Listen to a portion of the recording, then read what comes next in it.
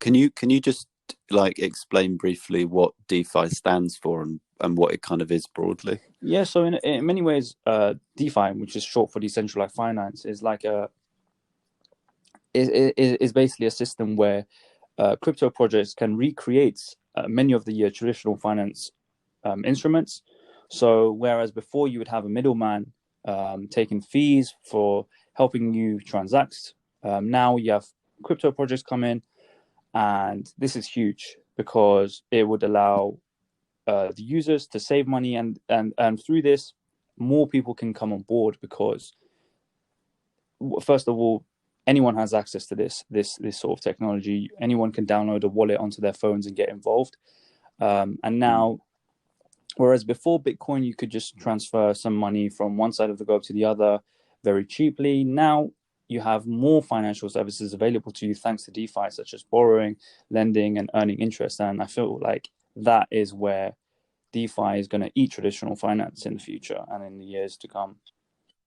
Yeah, it seemed to me like when I was reading, because you sent me a few articles about it, it seemed like that Bitcoin is kind of challenging gold's position in the world, and also like payment systems, but DeFi and decentralized finance. So basically, like this massive part of the crypto space is challenging the rest of traditional finance. So, like you said, like loans, borrowing, like basically any like I guess mortgages, insurance, eventually things like that.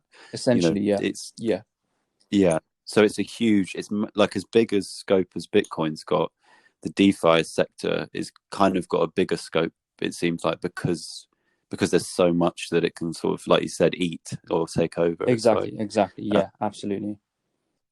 but yeah, what we might do is do a call in like next week or something and just speak specifically about DeFi. But let's get into like the questions from the customers, Yeah, sure.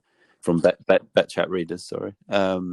So first we've got James, and he's got two questions. The first one is, what wallet would you recommend for assets which can't be paired with Ledger Nano or Trezor hardware wallets? So maybe first, just if you could just give us your thoughts on the different types of wallets there are for cryptocurrencies. See, now that we are a couple years into this crypto industry, I would say that it's easier. It's easier than before to buy, sell, and store your cryptos.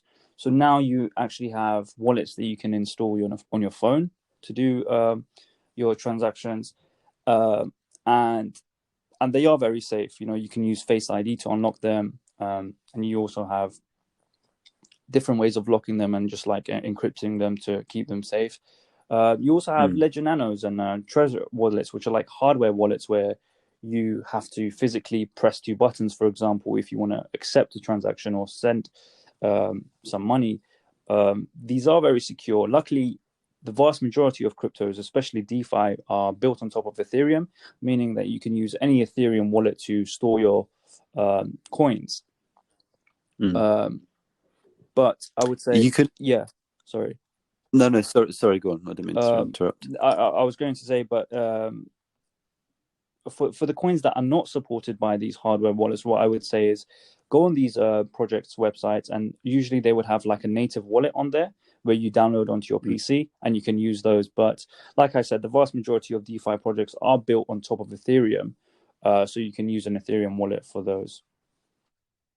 And and would you say using a hardware wallet or software wallet is safer than sort of keeping your money on a cryptocurrency exchange like Coinbase or Binance? So an exchange is, for people listening who don't know, an exchange is a place where you can just exchange the British pound for some cryptocurrencies. Yeah, so I would say again, crypto exchanges, the whole market has evolved. So crypto exchanges are safer than ever before. So Binance, the likes of Binance and Coinbase, um, a lot of people do just store their coins on there.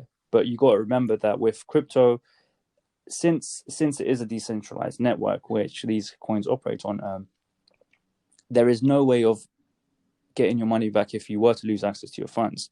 There's Mm. not someone you can go to help you regain access to your funds if the exchanges were to get hacked.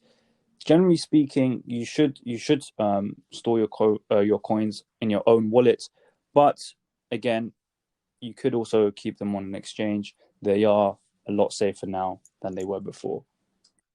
Yeah, it seems like a bit of a trade-off between like ease of use and because I guess we're all used to like setting up an account with a company and putting money in it, and it's easy to do that and buy a bit of cryptocurrency, but like kind of it seems like the whole point of cryptocurrencies is not to be reliant on a middle, on a third party like that. So in the long run, it probably seems best to like get to grips with a hardware wallet or something Yeah, like that. Would you? yeah, exactly. I would generally speaking, I would recommend people to get a hardware wallet and store your coins on there, especially if you are planning to just buy and hold, and keep them there for years to come.